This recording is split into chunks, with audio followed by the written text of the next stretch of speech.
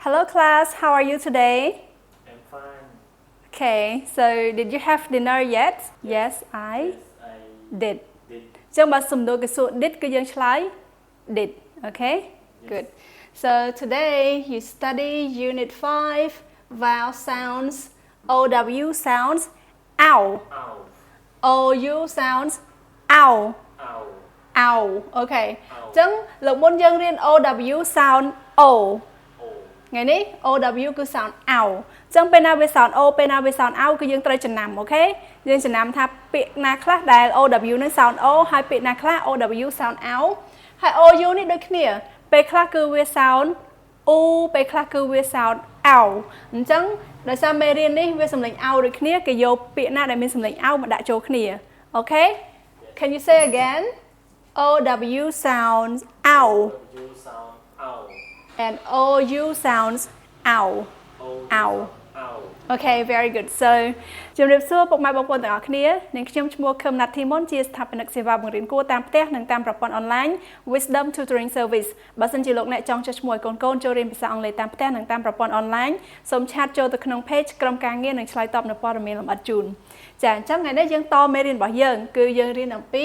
OW ហើយនិង OU ចាតើឥឡូវយើងមើល OW ទាំងអស់គ្នា OW គឺ sounds ow Ow.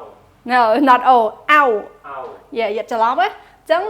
ដោយសារតែមេរៀនមុនគឺ sound O អញ្ចឹងបានយើងច្រឡំមកថា O ណាអញ្ចឹងនេះគឺ sound ow ឯង ow មានពាក្យអីខ្លះគឺយើងចំណាំគឺមានពាក្យ k c sound k k ow cow cow អញ្ចឹងអក្សរ C គឺមានពីរសំឡេងណាមានសំឡេង k ហើយនិងសំឡេង s ចាំបានអត់សំឡេង k នៅពេលណាគឺ C សំឡេង k នៅពេលដែលវាបូកជាមួយនឹងអក្សរ A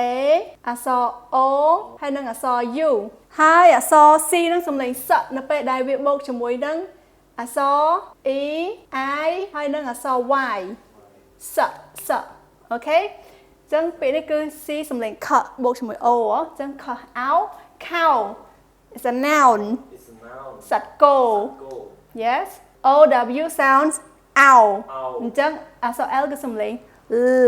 ow Ow. ow Ow. អូខេ ow noun សត្វទីទុយ Something toy. អូខេ say again owl Owl. noun Noun. សត្វទីទុយអូខេ G sounds G sound. g G. អញ្ចឹងអក្សរ C មានពីរសំឡេងដែរមានសំឡេង g ហើយនិងសំឡេង j អញ្ចឹង G កន្លែងនេះគឺសំឡេង g ow gown gown gown gown ជានាម is a noun រ៉ូបគឺដូចរ៉ូបយើងពាក់ទៅពិធីជប់លៀងពិធីអីផ្សេងៗគឺយើងហៅថា gown Gown. Okay how about this one b r br Br. ow Br. n brown brown Brown. adjective Adjective. គុណនាមចាពេលខ្លះវាជានាមដែរអូខេពណ៌ត្នោត alright k r cr ow Owl. n crown crown Crown. noun Noun. មកុដ Makot. Okay I have a crown the queen has a A crown yes Yes. this one is color Color. ow Owl. n clown Clown. clown is a noun It's a noun. yeah ថ្លុកអញ្ចឹងថ្លុកកំ pl ែងអ្នកលេងកំ pl ែងអីហ្នឹង clown okay អញ្ចឹង OW sounds OW sound. Owl. ow okay ow h ow as sounds house ជាទូទៅកូនសិស្សខ្លះគាត់អាន horse horse no not horse អញ្ចឹងយើងមើលសំឡេងរបស់វាមើល OU នេះកន្លែងនេះសំឡេង ow ណាអញ្ចឹង house house ឃើញទេ house is a noun It's a noun. ផ្ទះ There. អញ្ចឹង house ហើយនឹង home ខុសគ្នាមិនភាគច្រើនកូនសិស្សគាត់ឆ្ងល់ដែរ house ហើយនឹងពាក្យមួយទៀតគឺ home Home. home គឺសំដៅទៅលើទីកន្លែង ទីកន្លែង សំដៅទៅលើ place ឃើញទេ place ទីកន្លែងដល់ពេល house នេះគឺសំដៅទៅលើ There. yeah អគារ building building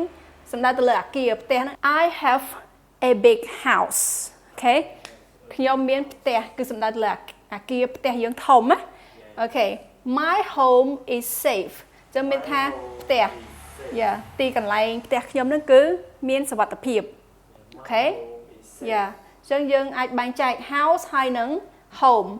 Okay, now we go to one more word that is mouse. Mouse. Mouse. ចឹងយើងបញ្ចេញសំឡេងឲ្យច្បាស់មួយ mouse បើយើងអត់ចេញច្បាស់ទេគឺ mouse ហើយនឹង mouse នោះអត់ដឹងមួយណា mouse មាត់ឬ mouse កណ្ដុរលេងអញ្ចឹងណាចាអក្សរ S នោះគឺសំឡេង s mouse mouse noun សត្វកណ្ដុរ អូខេ b l bl ow yeah blouse is a noun អាវនារី yes blouse អាវអូខេធម្មតា color out the cloud cloud okay cloud is a noun ពពកអញ្ចឹងដូច teacher និយាយមិញ mouth ហើយនឹង mouse គឺខុសគ្នាអានេះ mouse អានេះ TA គឺសំឡេង yeah mouth mouth mouth is a noun noun មាត់អូខេ mouse គឺសំដៅទៅលើមាត់ដល់ពេល lips សំដៅទៅលើបបោមាត់អូខេ this one k ណាអត់មានសអីដោយសារតែ c បូកជាមួយគេ a o u នេះ o ណា k